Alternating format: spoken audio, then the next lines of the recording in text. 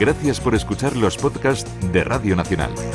Acceda a todos los programas en rtv.es/a la carta.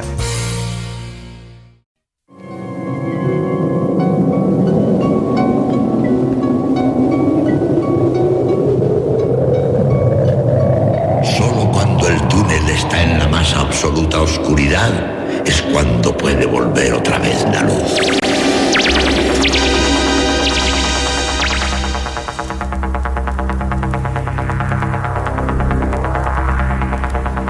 Estás entrando en el espacio en blanco. Una puerta a nuevas dimensiones de la existencia. Una nueva perspectiva sobre la realidad. Espacio en blanco.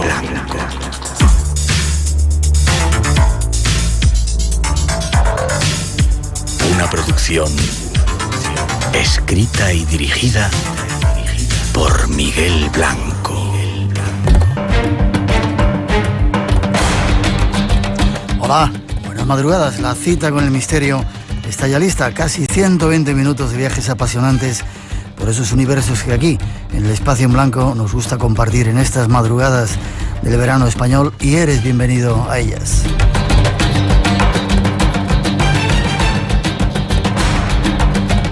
Comenzamos cuando pasan algunos minutos de las 2 de la mañana, a la 1 en las Islas Canarias, desde los estudios de Radio Nacional, con la bienvenida de todo el equipo que se encarga estas semanas de realizar el programa. Natalia Sotillos en la realización, Rosa Rodríguez en la locución y narración, y Miguel Blanco que os habla. Para todos nosotros un placer estar aquí en este tiempo especial de verano en la radio de España.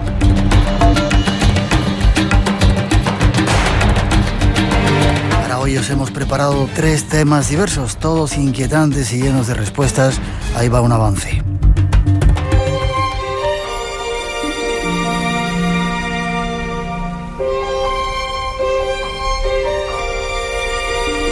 Para esta noche especial de verano, estos son los temas que nos esperan en este espacio en blanco que se abre ante ti.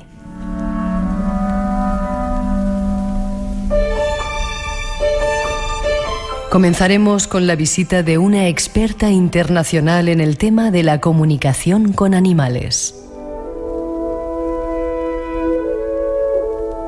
Llega desde Francia, dispuesta a darnos respuestas a ese mundo de la inteligencia y sensibilidad animal.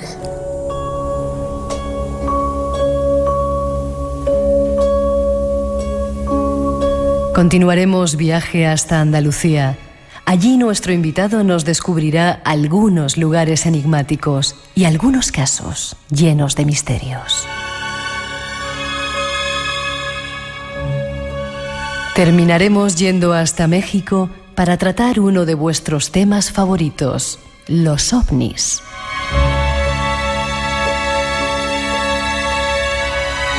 Daniel Muñoz, un investigador mexicano, nos traerá noticias de los ovnis y su relación con el Vaticano.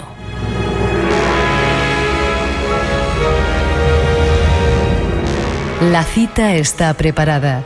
Solo hace falta que disfrutes de este nuevo tiempo de radio que ya se abre ante ti.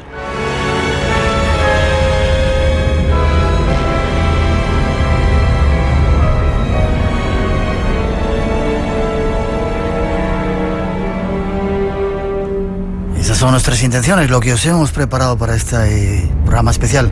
Nuevos temas que se asoman al espacio en blanco, elegidos entre algunos de vuestros favoritos.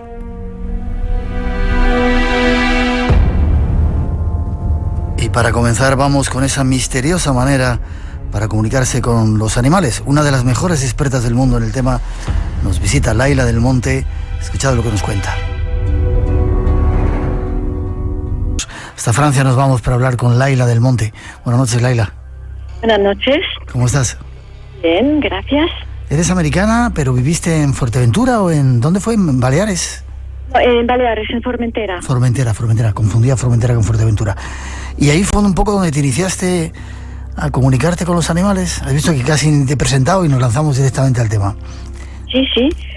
Pues ahí fue que me crié y vivíamos en una finca y entonces había muchos animales y pues ahí fue que empezó. ¿Cómo te diste cuenta que eras capaz de comunicarte con los animales, Laila? Sí, bueno, no es un darse cuenta, como se dice así, porque para mí era una cosa normal, era a diario y normal. Entonces yo los veía y oía cosas, tenía pensamientos, sensaciones, emociones, y para mí era una cosa normal. Entonces solo fue mucho más adelante en mi vida que me di cuenta que no todo el mundo lo tenía eso así desarrollado, ¿no? Y entonces fue mucho más adelante en mi vida. ¿Cuándo fuiste consciente? ¿Cuando eras un poquito más mayorcita te diste cuenta que no todo el mundo era capaz de sentir a los animales? Sí, sobre todo cuando empecé en la escuela, y ahí me di cuenta que pues no todo el mundo tiene la misma forma de sentir las cosas o de concebir la realidad de la forma que la concebía yo, pero tampoco poniéndome como una persona diferente de nadie, pero solo que había un poco distinto. En principio te comunicabas con animales caseros, domésticos. Sí, en principio eran los animales que estaban ahí en la finca. Entonces había pues gato, perro, asno, ovejas, cabras y claro, más en adelante por supuesto eran todo tipo de animales, como ahora que hago muchos caballos, perros y gatos para la gente que me pide, pero también animales salvajes para los parques y mucho tipo de animales. Me tienes que explicar. ¿Cómo lo sientes? ¿Qué no sé, no te hablan, ¿no? ¿Es telepatía? ¿Qué es lo que, cómo se da esa comunicación? Sí, prefiero, lo vamos a definir como telepatía, emoción. En vez de usar la palabra solo de telepatía, porque esta palabra normalmente suele ser de transferir pensamientos de uno a otro, ¿no? Ajá. Entonces, prefiero usarla en el sentido de feel thought, como dicen en inglés, ¿sí? Que sería emoción-pensamiento. Porque son las dos cosas. Es una forma de recibir y de transmitir que va por palabras, pensamientos y emociones. Y todo tipo de sensaciones, la verdad.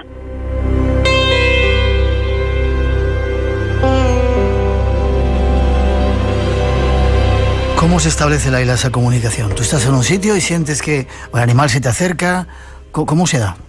Sí, entonces puedo estar, por ejemplo, en un sitio que hay muchos caballos, puedo estar en el sitio mismo, delante de los caballos, puedo estar en un parque natural, por ejemplo, si me han llamado en un sitio así, pero también puedo estar en casa con una foto. Entonces, la comunicación se establece, pues, por supuesto, empezando con un cierto nivel de silencio interno, y luego, pues, empiezo a tener la información. Me viene la información, me viene de forma de palabras, de imágenes, de sensaciones físicas o emocionales, y a veces en forma de olores. ¿De olores? Así, la información, sí. Uh-huh. Qué curioso. ¿Para qué están aquí los animales, sobre todo los animales domésticos? ¿Tienen alguna función de estar con nosotros? Sí. Bueno, para mí los animales vienen primero para ellos mismos, para su propia evolución como seres, lo mismo que nosotros venimos y evolucionamos como seres, y muchos de ellos vienen para apoyar al ser humano y a estar con él y a darle este conocimiento sobre todo del amor incondicional. Entonces, pues miles de personas ya me han dicho, si no fuera por mi animal, mi mascota, como dicen, no hubiera podido sobrevivir esta época de mi vida, no hubiera podido conseguir pasar por esta fase tan difícil de mi vida. Y es por esta presencia que siempre está del animal y este amor que nos transmiten. Ya, pero ¿no crees, Laila, que es un poco sustituir las relaciones humanas? Nos hemos encerrado tanto en nuestra burbuja, en nuestra vida, que preferimos tener un gato o un perro y quererle que querer a los vecinos y a la gente que nos rodea. Sí, entonces cuando se hace así, entonces no es natural. Y para mí no es sustituir, es más amor. No es nada para sustituir las relaciones entre las personas, no tendría que ser así para nada. O sea, tenemos que desarrollar relaciones con los seres humanos de amor y con los animales, con los dos. ¿Tienen alma los animales? ¿Cómo? ¿Tienen alma? Bueno, en mi forma de entender, por supuesto. En mi forma de entender, todo tiene alma, todo. Los animales, las plantas, las cosas, las piedras, todo tiene alma, todo tiene conciencia y todo tiene alma. Y un animal por supuesto que tiene alma, viene para evolucionar y solo hace falta mirarle en los ojos, que uno sabe perfectamente que tiene alma y emociones. ¿Por qué no tendría alma? ¿Y evolucionan individualmente como los seres humanos o evolucionan como especie? Sí, entonces sé que esto se habla mucho del tema de la especie, pero según mis experiencias, según lo que llevo muchos años de experiencia, hay una evolución personal, individual, del ser mismo. Y claro, luego que pertenecen a una especie, lo mismo que nosotros, evolucionamos a nivel personal, pero también dentro de la conciencia de grupo del ser humano, y también dentro de la conciencia de grupo de cada raza o cada cultura a la cual pertenecemos, quizás, pero sí evolucionan individualmente.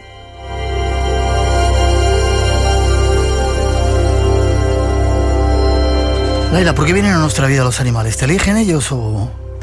Sí, yo creo que hay una cierta forma de elección que se hace en otro plan. Estoy bastante convencida porque cuando digo convencida son por las experiencias que he visto, por los casos que he visto, porque he hecho muchos casos de comunicación y de verdad que hay personas que pues con enfermedades muy graves, con depresiones muy graves, con épocas de separaciones, de dificultades, y parece casualidad que justo en cierto momento llega un animal en su vida, y muchas veces es un animal que llega porque se presenta a la puerta, un amigo le dice, mira, tengo un cachorro para ti, o sea, no es que la persona va a la tienda y va a buscar un animal, el animal viene y se presenta, ¿no? Entonces, eso, pues hay muchos casos que es imposible que sea coincidencia, hay algo más. Yeah. Luego nos vas a contar algunos extraños casos que relatas en tu libro, Comunicarse con los animales, extraños casos que has tenido de comunicación con ellos, ¿te parece? Sí. Dime otra cosita, cuando mueren, ¿a dónde van los animales? Hay mucha gente que entra en duelo cuando desaparece esa mascota o ese ser que le ha acompañado durante tiempo, y no sé, ¿hay alguna forma de darles esperanza? ¿Siguen adelante en su camino de evolución? Sí, entonces, bueno, para mí donde van a otra dimensión, hay seres de otros tipos de seres que no son nosotros los humanos, que vienen y que los acogen y van a un sitio de reposo, sobre todo si han sido mascotas y han vivido con nosotros y que han tenido enfermedades, por ejemplo, pues van ahí a un sitio de reposo y luego ya cuando han pasado el sitio de reposo van a otro nivel de frecuencia que les corresponde, un poco como los humanos. ¿Un sitio de reposo sería como, no sé, el purgatorio? No, yo no lo llamo purgatorio, porque ahí purgatorio está la noción de bien y de mal, sí, que para un animal ahí no, ahí esta noción no entra en cuenta. Entonces, un sitio de reposo por todas las dificultades que han pasado en su vida y por muchas veces por las enfermedades que han vivido o las violencias, ¿no? Entonces es un sitio como para reponerse. Leila, cuando llega el verano en muchas partes del mundo, bueno, aquí en nuestro país ocurre, miles de estos seres, perros, gatos, son abandonados porque los dueños se van de vacaciones, ¿no? Qué pena, ¿no? Sí, entonces por eso yo mi trabajo, ¿no?, principal es enseñar, transmitir, doy cursos, doy seminarios, escribo libros, doy conferencias, hago mucho para que la gente sepa que los animales tienen conciencia. Y entonces lo muy importante es aprender que son seres que sienten, que tienen emociones y pensamientos y que tienen conciencia. Entonces que no es nosotros como humanos les debemos el respeto y tratarles bien. Y a todos los seres humanos igual, o sea, es lo mismo. Pero el ser humano no puede avanzar en conciencia si está tratando mal a los animales, es que no funciona. ¿Cómo trabajas con ellos? ¿O cómo te llama un dueño y dice, quiero que hables con mi perro? No sé, aparte de concienciar a la gente, ¿cuál es tu trabajo más personalizado? No, me suelen llamar, entonces me van a llamar, por ejemplo, para un caballo que no funciona la competición, que tienen problemas con él, que tiene miedo, un perro, por ejemplo, pues cuestiones de lo que sea, de celos, de agresividad, de miedo, un gato porque se está orinando en la casa, por ejemplo, o también cuestión territorial, cuestión de miedo, o sea, cualquier cosa, un problema de comportamiento. Entonces me llaman y entonces les pido una información básica como una foto y un poco de información de la edad y cosas de estas, y luego ya pues les digo lo que está pasando. O sea, consigo ir al corazón del problema, ¿no? El animal en concreto te dice, me pasa esto, un caballo que no quiere, por ejemplo, competir. ¿Qué le puede pasar? Sí, entonces no voy a usar la palabra que me dice él, porque eso es un término humano, ¿no? Entonces yo percibo, mejor decirlo así, yo percibo cómo él se siente, cómo él piensa, cómo él es, lo que está pasando con él y su entorno o la relación con el jinete. Entonces, en el caso de un caballo, por ejemplo, puede haber 1000 cosas. ¿Ok? Entonces, una vez, por ejemplo, me llamaron para un caballo de circo, es un ejemplo entre miles, ¿no? Pues que se paraba y que no seguía con el trabajo, de repente se paraba, ¿no? Entonces, pues había varios problemas, porque en el caso de aquel caballo, por ejemplo, el problema primero era que le molestaban las luces del sitio, entonces como que no veía bien cuando ponían las luces. Entonces le pregunté a la mujer, la guardiana, para no decir dueña, le dije, ¿ponen las luces? ¿Es posible que los pongan solo en el momento de la actuación? Y me dijo que sí. Y dije, pues claro, eso es lo que le está pasando, no ve bien cuando le ponen las luces, porque en el ensayo no están las luces, ¿ok? Eso era el primer nivel. Segundo nivel, había otro caballo atrás, que está antes de entrar al escenario, que estaba muy angustiado, muy nervioso, porque la dueña no lo trataba bien. Y le dije, hay un caballo gris que está del otro lado, que se pone muy nervioso y porque la mujer le grita mucho y no lo trata bien. Entonces le dije, ¿es posible? Y la dueña me dice, sí. La guardiana me dice, sí, justamente hay este caballo y va justo antes de nosotros en la actuación. Entonces, este era el segundo nivel del problema. Y el tercer nivel, hablo así para que se entienda bien que hay varios niveles, se puede ir muy profundo. Entonces, el tercer nivel le dije, hay un problema de estrés con usted, señora, muy grande, que usted se pone muy nerviosa, porque hay algo que tiene que ver con los directores del lugar, con la gente que está en la posición superior, y como que usted quiere hacer bien para mantener algo, pero esto le hace que se pone muy nerviosa. Entonces, pues, ahí me explicó ella que sí, que era un trabajo nuevo, que era el sueño de su vida y que ella lo quería mantener a toda costa, ¿no? Entonces se ponía nerviosa porque el trabajo tenía mucha importancia para ella en el circo. Y luego en quinto, o sea, yo doy este ejemplo porque ahí hay 5 capas de problemáticas. Entonces, en quinta posición le dije, pues otra cosa es que usted está muy estresada con una relación que usted tiene, una relación personal íntima, y cuando usted está con el caballo trabajando, está pensando en él, en su nombre, y está pensando en él, y entonces se está poniendo estresada y nerviosa, y el caballo, él interpreta esto como peligro, porque él no entiende. Él no puede entender que es un novio, un director o cualquier cosa. Él percibe los nervios, la sensación de nerviosidad, y entonces esto lo percibe como peligro. ¿Todo eso te contó el caballo? Claro, sí, no es que me contó, es que yo lo percibí, lo recibo. Qué curioso. O sea, intento no usar la palabra contar porque esto implica palabras. Ya, lo recibiste. Sí.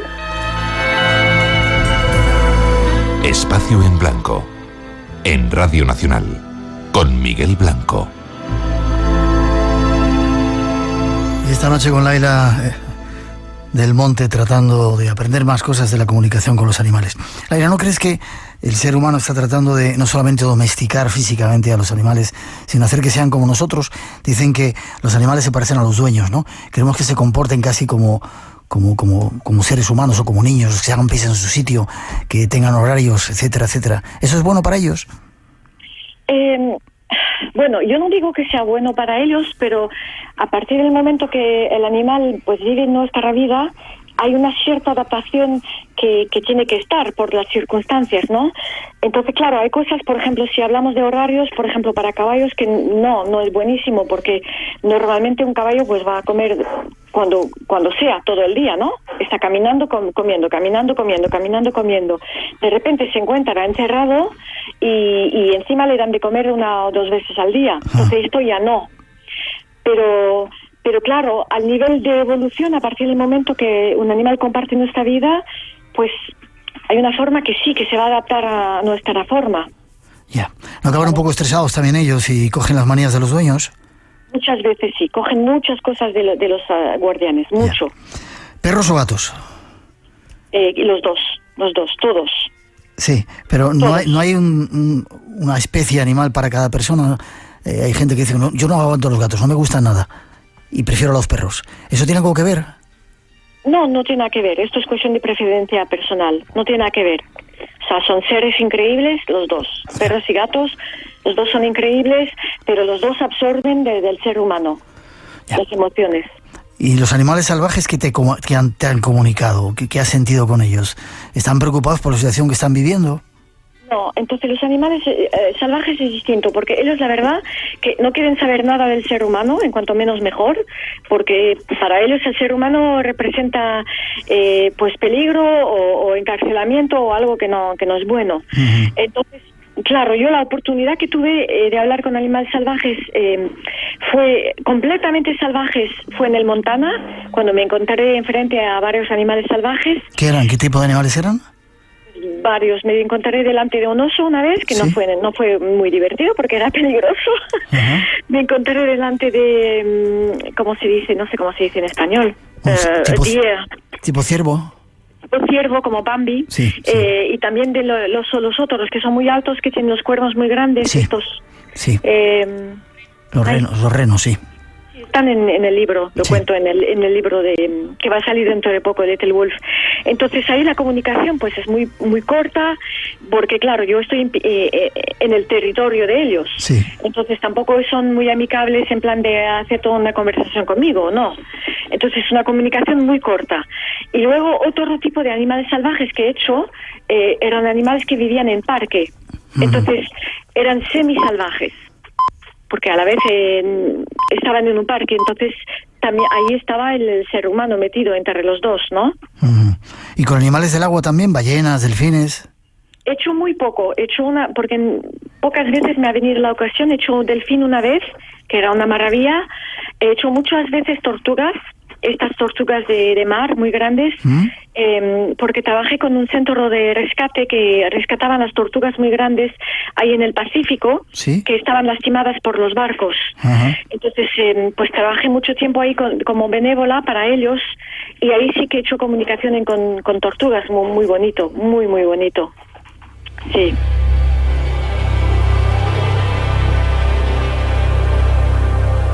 A veces, Laila, hemos escuchado casos de gatos, sobre todo, que se ponían encima de su guardián, no voy a decir dueño, en un lugar determinado.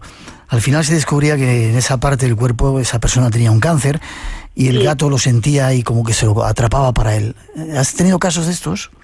¿De perros o gatos sanadores? Sí, mucho.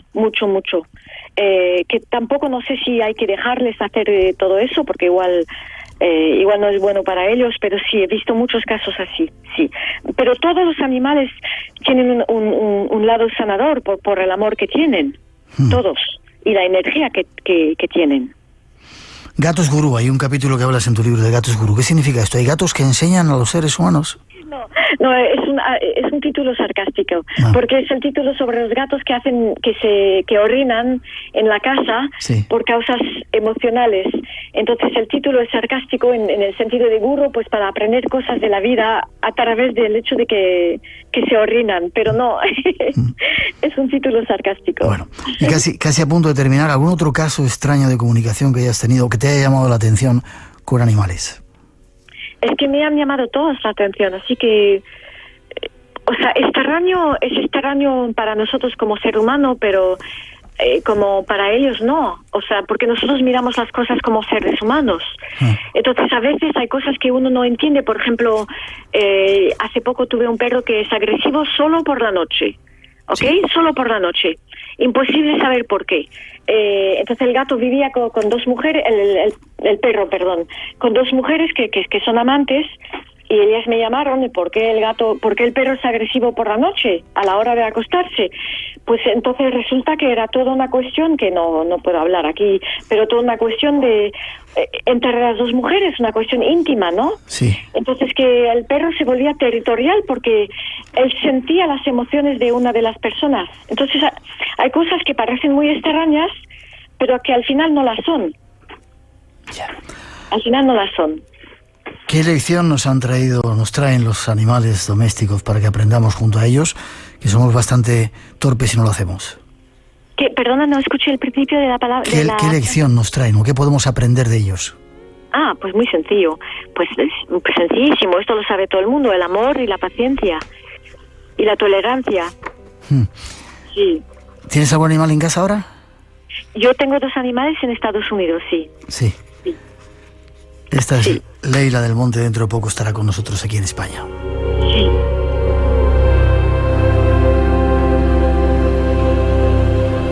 Comunicarse con los animales. Leila, vienes a España dentro de poquito, ¿no? Sí. Estaré para el Congreso de Conciencia Animal en octubre. En octubre. Entonces vamos a hacer congreso sobre la conciencia animal con varios ponentes. Uh-huh. Y vamos a hacerlo en Madrid, Sevilla y Barcelona. Qué bien. Sí. ¿Forma de contacto, Leila? ¿Se puede contactar contigo? ¿Tienes alguna página web o algo? Sí, la página web es Laila del Monte, Laila con una A, Laila, lailadelmonte.com. Sí. Y luego por las ediciones Istar Lunasol. Istar. Que son mis editores. Istar, Isthar, Lunasol. Gracias, Laila, por haberte acercado al espacio en blanco a comunicarnos algo de los animales con esa lección que nos dan de paciencia y de amor infinito e incondicional. Y de tolerancia. Y tolerancia. Gracias. Sí. Beso grande, espero verte pronto. Sí, gracias. Hasta pronto. Sí. Nosotros estamos destinando depósitos flexibles para contener muchos litros de agua. El impacto del terremoto nos conmocionó. Pues se vive con miedo y con solidaridad, también hay que decirlo. Nepal sigue esperando tu ayuda. Apoyar y reforzar todo lo que se pueda. En rtv.es tienes toda la información para colaborar con Nepal.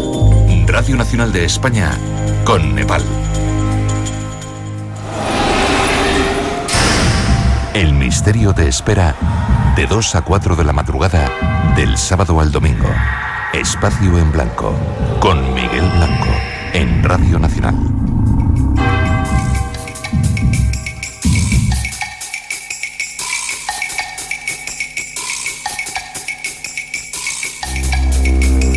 El misterioso mundo de los animales, y seguimos. Nuestro siguiente tema nos lleva hasta una tierra que estamos visitando mucho en este tiempo especial de verano, Andalucía, una tierra llena de magia, misterios y leyendas. José Manuel Frías será nuestro siguiente invitado y nos va a seguir de guía por algunos misterios de una tierra mágica. Disfruta de ese tiempo.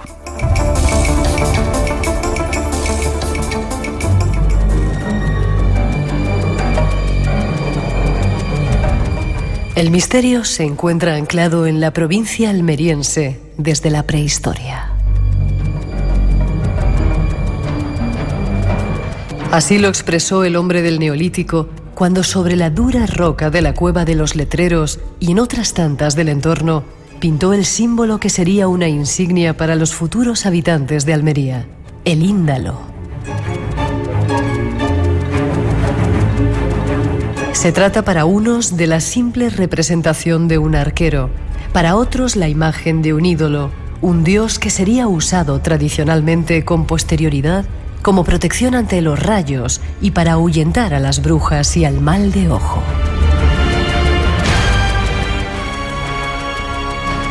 Pero Almería contiene muchos otros misterios que se están sucediendo en nuestro tiempo. Desde los edificios oficiales encantados y los fenómenos paranormales, hasta los prodigios religiosos y las apariciones marianas, pasando por el fenómeno ovni y los encuentros imposibles. Todo ello sin olvidar los crímenes y conspiraciones, las viejas leyendas y tradiciones, las historias de sanadoras, curanderos, brujas y hechiceros y otros sucesos insólitos.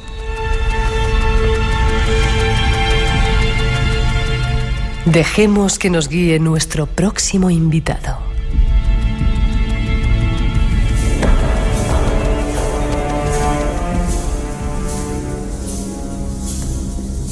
Después de esa introducción que nos hablaba del índalo, ese objeto sagrado, nos vamos a buscar a nuestro invitado y guía esta noche, José Manuel Frías. Buenas noches, José Manuel. Hola, buenas noches, Miguel. ¿Cómo estás? Muy bien, contento de estar de nuevo contigo en Espacio en Blanco. Igual te digo, no dejas de escribir. El nuevo capítulo de tus guías secretas es Almería Misteriosa. Qué bonito es Almería, ¿verdad? Pues sí, una tierra llena de misterios, ¿no? Y que me permite seguir además esa trayectoria de libros, sobre todo andaluces, ¿no? Ya he estado por ahí en Málaga, Sevilla, Granada, y ahora le tocaba la hora a Almería. No sé la foto de la portada, ¿de dónde es? ¿Cabo de Gata, quizá? La foto me parece que sí, que es la de Cabo de Gata. Cabo de Gata, sí. Parecía el promontorio ese que hay ahí tan bonito. No digamos muchos lugares de Almería para que no se estropeen, ¿vale? Muy bien. Pero sí algunos misterios. Sí. ¿Algún lugar que te llame la atención especialmente misterioso de Almería, después de haber hecho ese trabajo? Hombre, yo creo que de todos quizá me quedaría con uno que es el arquetipo de suceso paranormal, ¿no? Que es el Teatro Cervantes. Pero hay muchas historias, ¿no? Dentro de no solo la capital, toda la provincia, pero quizá el Teatro Cervantes sea uno de esos casos arquetipo, ¿no? Que de alguna manera nos vienen a mostrar que el pasado, los sucesos luctuosos que han ocurrido en el pasado, vienen a convertir un lugar determinado, una coordenada en especial, en un detonante de fenómenos paranormales. Quizá sería un poco el caso bandera de la provincia de Almería.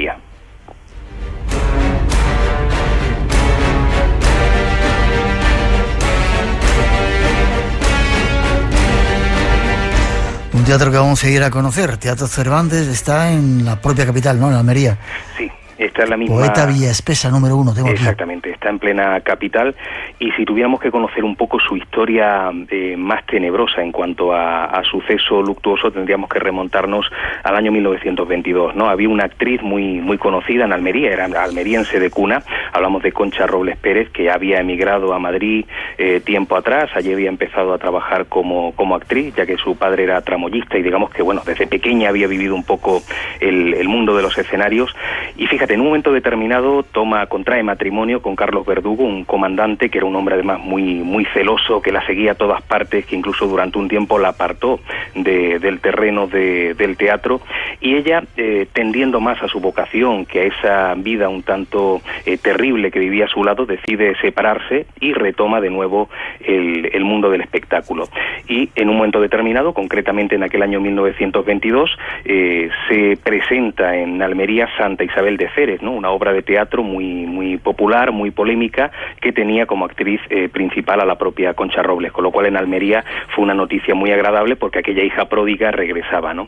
Bien, ¿qué es lo que ocurre? Aquel día del estreno, estando todavía Concha en el camerino, accede este personaje malvado, Carlos Verdugo, diciendo a la persona que estaba allí en la puerta... El marido, ¿no? El marido o exmarido. Exactamente, el exmarido, ¿no? Engañando a la persona que estaba en la entrada, diciendo que era una especie de representante de Concha, con lo cual lo dejan acceder, él se va directamente para el camerino, y en el momento en el que ella sale, que va directamente al escenario, que está toda la gente allí esperando a que se ponga en funcionamiento la obra de teatro, él saca un revólver y empieza a disparar sobre ella. Y fíjate que curioso, cuando ella sale al escenario tambaleándose, porque estaba justo al lado, todo sangrando, la gente empieza a aplaudir, la gente pensaba que aquello formaba parte del espectáculo, que formaba parte del atrezo, hasta que finalmente cae desplomada. Pues bien, su cuerpo es metido dentro de un ataúd, y ese ataúd, hasta que el día siguiente se produce el sepelio, queda dentro del propio camerino, dentro del Teatro Cervantes.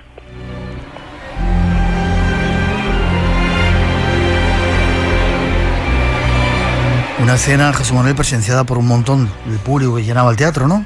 Pues sí, por toda la gente que estaba allí. Muchísima gente, claro, cuando ya se dan cuenta de que aquello ha sido un crimen, que se ha cometido un asesinato, evidentemente la gente sale de allí en tropel, ¿no? Y bueno, ese pasaje de la historia fue muy conocido. Este hombre evidentemente lo detienen, él intenta además quitarse la vida dándose un tiro en la cabeza, no lo consigue, o sea, al final sale vivo y es condenado a cadena perpetua. Pero fíjate que curioso, a partir de ese mismo instante empieza a suceder en el Teatro Cervantes, en ese lugar donde había estado, no solamente donde se había producido esa muerte, ese asesinato, sino donde había estado el ataúd, había estado el cuerpo de Conchita Robles durante toda una noche, empiezan a ocurrir fenómenos paranormales de todo tipo, pero fenómenos que siguen incluso manifestándose hoy día. Ahora nos cuentas cuáles son. 1922 estás hablando. Exactamente, 1922, cuando se produce ese asesinato, y una fenomenología que continúa hasta el momento actual.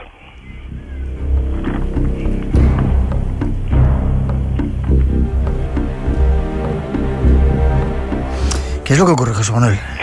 Bueno, por una parte, ese abanico tan conocido de fenómenos que es común en otros lugares, ¿no? Hay enclaves dentro del teatro, que es bastante grande, donde se escuchan pasos donde no hay nadie, ruidos sin explicación, hay gente que cuando va caminando nota que alguien le susurra o que le sopla en el oído, incluso puertas que se abren o se cierran solas, hay desplazamiento de objetos. Por ejemplo, recuerdo el caso de un cuadro que estaba anclado en la pared y de pronto sale despedido, hay un operario que lo comprueba, e incluso la madre de uno de los trabajadores que estaba bajando una escalera, por suerte de pocos peldaños, y en ese momento siente una mano que la empuja y cae sin hacerse excesivo daño por suerte. Pero sobre todo, yo creo que dentro del mundo del misterio, de los fenómenos, lo que más asombra a la gente son las apariciones extrañas, y aquí también se han producido. ¿Y qué se aparece? Pues fíjate, se aparece curiosamente una mujer con un pañuelo en el cuello, que sobre todo parece que camina errante por la zona de las gradas, que hay algunos operarios que han visto incluso su rostro reflejado en un espejo, pero lo más curioso sobre todo, más allá de que cuando se acercan a esta mujer ella desaparece y que además se manifiesta en momentos en los que el Teatro Cervantes está cerrado, lo más curioso es que cuando esos operarios, cuando esos trabajadores han podido acceder a la imagen de Conchita Robles, a la imagen de aquella actriz que fallece en aquel año 1922, se han dado cuenta de que ese rostro de Concha Robles es el mismo rostro de esa señora de blanco que se sigue apareciendo hoy día.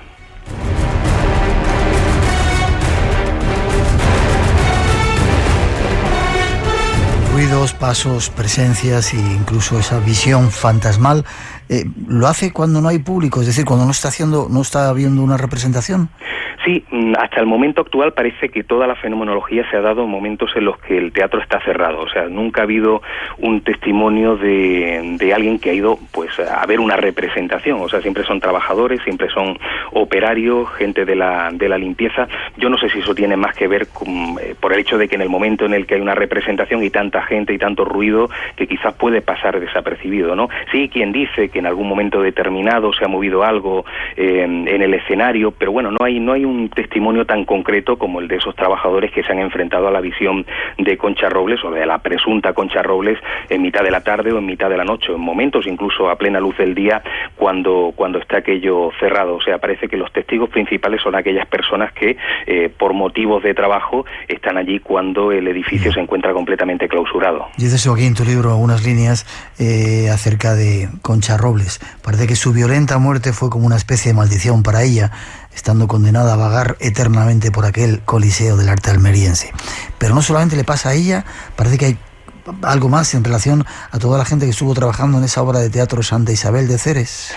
Sí, bueno, eso forma parte casi de esas, no películas malditas, en este caso de obras malditas, ¿no? Sí es cierto que diferentes personas, otros actores que han estado en esa obra, incluso el propio productor, han fallecido, ¿no? De manera un tanto extraña. Lo que pasa es que no hay ningún caso concreto que podamos decir que ocurriera por aquellos días, ¿no? Pero sí han sido muertes curiosas, algún que otro suicidio, con lo cual hay quien piensa que no solamente hubo una maldición en el sentido de que Concha Robles, que era una persona que sentía un apego tremendo por el mundo del teatro, finalmente muere, como se suele decir, con las botas puestas y muere en un escenario, y quizá por eso su cuerpo ha quedado anclado allí, o quizá voluntariamente ella ha querido estar en espíritu en ese lugar que era para ella más hogar que la propia calle, sino que también otras personas vinculadas a la obra lo han pasado mal a partir de ese momento, a partir del asesinato de Concha Robles. Quizá algún día, para la próxima temporada, debiéramos pensar hacer un programita en un lugar como esos, ¿no? Hombre, la verdad es que merecería la pena, ¿no? Porque, por ejemplo, el Teatro Cervantes es un sitio que siempre que ha ido algún investigador a hacer una investigación de campo parapsicológica ha podido vivir algo extraño. O sea, imagínate hacer un programa en un lugar en el que lo imposible se puede manifestar en cualquier momento. Tomamos nota.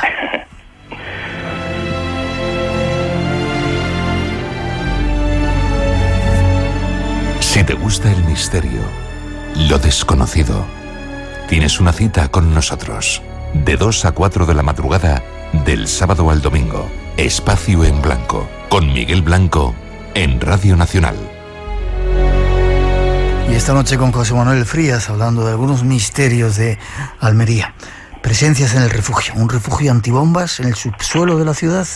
Efectivamente, aquí tampoco nos salimos de la capital, hablamos de un refugio antibombas que se inicia su construcción a finales del año 36, era un refugio para evitar bombardeos de guerra, y un año después ya tenían construido pues 4 kilómetros de galerías, allí cabían 30.000 personas, pero no hablamos de un enclave donde la gente habitara, sino solamente donde podían refugiarse en el momento en el que caían bombas, ¿no?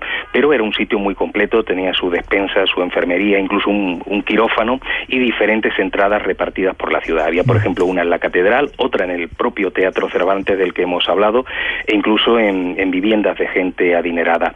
Bien, lo que se supone que ha ocurrido allí son diferentes muertes por avalanchas. En el momento en el que se producía un bombardeo, claro, tal cantidad de personas allí acumuladas, al final pues ocurría lo inevitable, ¿no? Gente que moría por asfixia, que moría aplastada por esas mismas avalanchas, pero bueno, el caso es que finalmente en el año 1944 aquello se ciega, queda cerrado durante bastantes décadas, y fue en el año 2006 en el que se decide rehabilitarlo para visitas guiadas, o sea, para que la gente no olvide ese terrible episodio de la Guerra Civil Española, y es en ese momento cuando vigilantes, guías y los propios visitantes que han accedido al lugar se han enfrentado también a sucesos insólitos.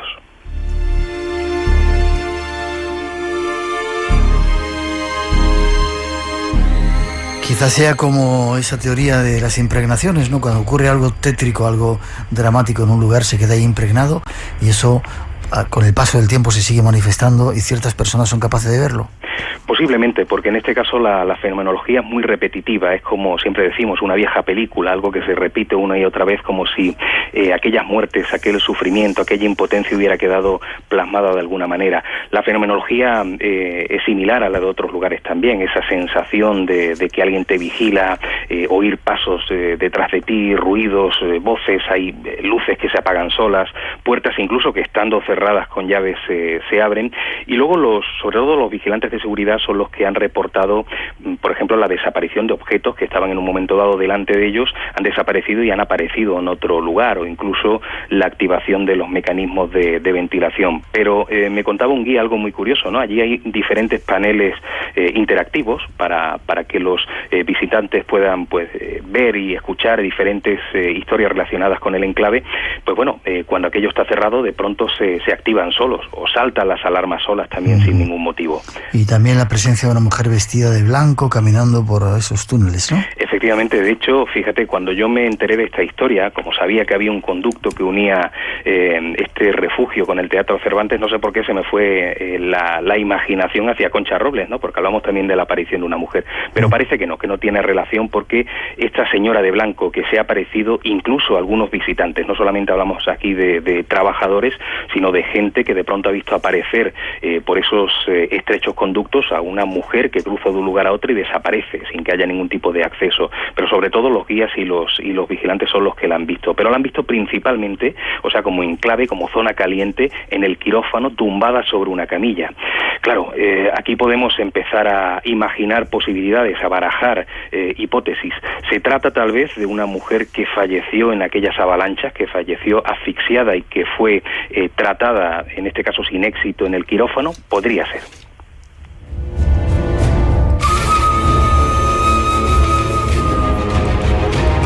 Analizando algunos misterios de Almería misteriosa recogidos por José Manuel Frías en este trabajo. Casas encantadas, enigmas, sucesos insólitos, brujería, prodigios religiosos.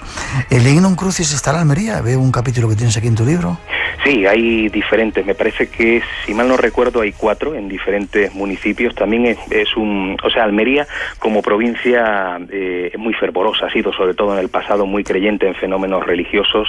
Hay no solamente el Lignum Crucis, sino multitud de ermitas con elementos que son muy llamativos, santos y vírgenes que han obrado prodigios. Yo creo que en general casi toda Andalucía en siglos y en décadas anteriores ha sido muy creyente y por lo tanto ha estado muy pendiente de cualquier tipo de fenómeno religioso que se ha producido o de fenómeno relacionado con otros sucesos como puede ser la ufología, pero que se ha maquillado en el pasado de religiosidad, y eso también está muy afincado en la tierra almeriense, sí.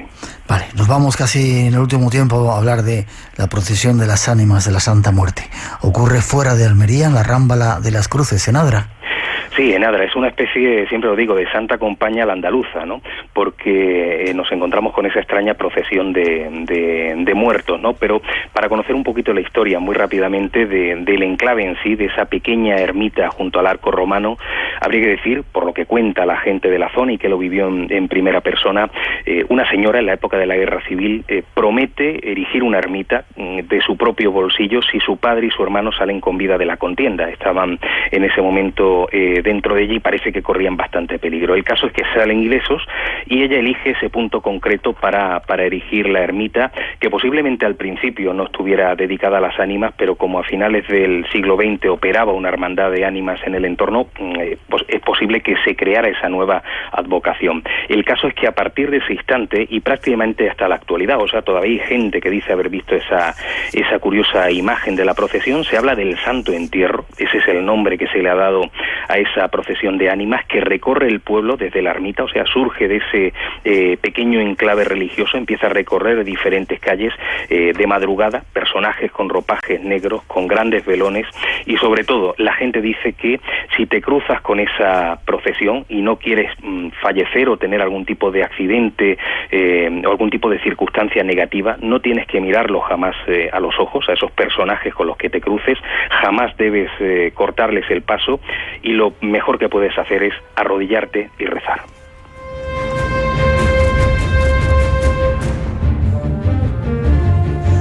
Las ánimas del purgatorio, una especie de Santa Compaña que recorre el pueblo de Adra. ¿Cuántas se aparecen? ¿Se sabe? Bueno, sobre todo en el pasado era muy frecuente. Hoy día quizás es más difícil encontrar a testigos concretos, ¿no? Pero sí hay algunos de ellos, sobre todo gente muy mayor que dice haberlos visto. No hay fechas concretas. Aquí no hablamos de que se aparezca en momentos relacionados con el culto religioso, como Semana Santa o épocas similares, ¿no? En cualquier momento del año, sobre todo de madrugada, se ha aparecido principalmente en el pasado, y hay mucha gente que lo ha visto. O sea, allí tú preguntas a cualquier persona con la que te cruces dentro de Adra y todos saben lo que es la Santa Muerte, y casi todos, y yo creo que eso es lo más importante, han conocido alguna persona, algún antepasado, un padre, un abuelo, un bisabuelo, que se han tropezado en algún momento con la Santa Muerte.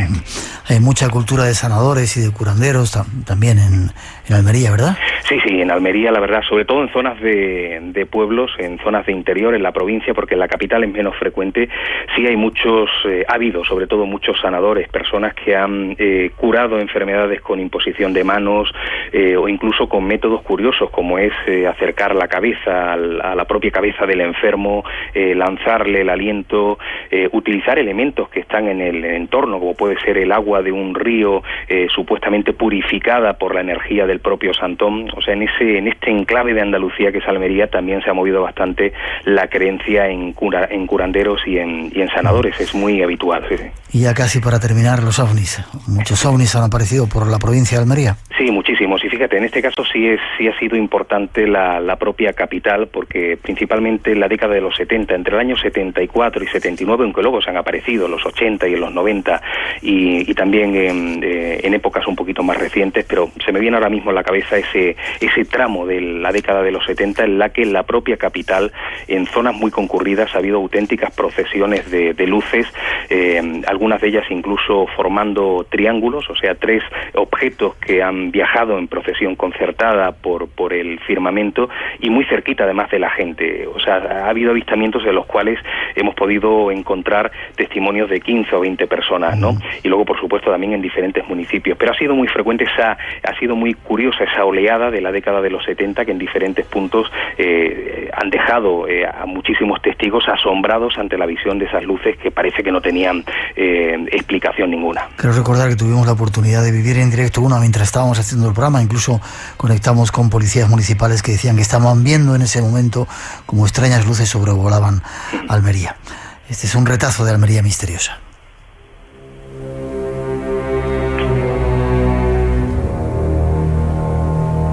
Un trabajo de José Manuel Frías. Gracias por haber estado en el programa. Forma de contacto si quieren conocer más.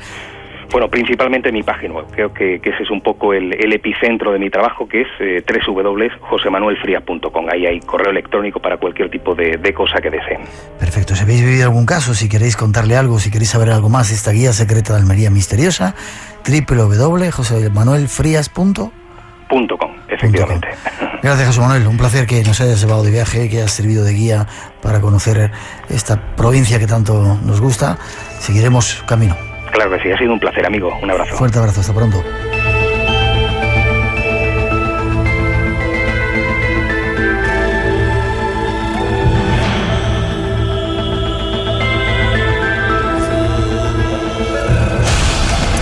Llega la pausa obligada, el tiempo justo para informarnos de la actualidad, de las noticias de las 3, las 12 en las Islas Canarias, y enseguida regresamos. Nos esperan datos y respuestas de uno de vuestros temas favoritos. Iremos hasta México al encuentro con nuestro siguiente invitado y será el mundo de los ovnis. Los ovnis y el Vaticano, hay muchas cosas que están cambiando. Dicen que no, parece que no hay movimiento con el mundo de los ovnis, pero algo está ocurriendo. Os lo contaremos, será tras las noticias. No te vayas, enseguida el espacio en blanco volverá a abrirse para nosotros aquí en Radio Nacional en estos programas especiales de verano.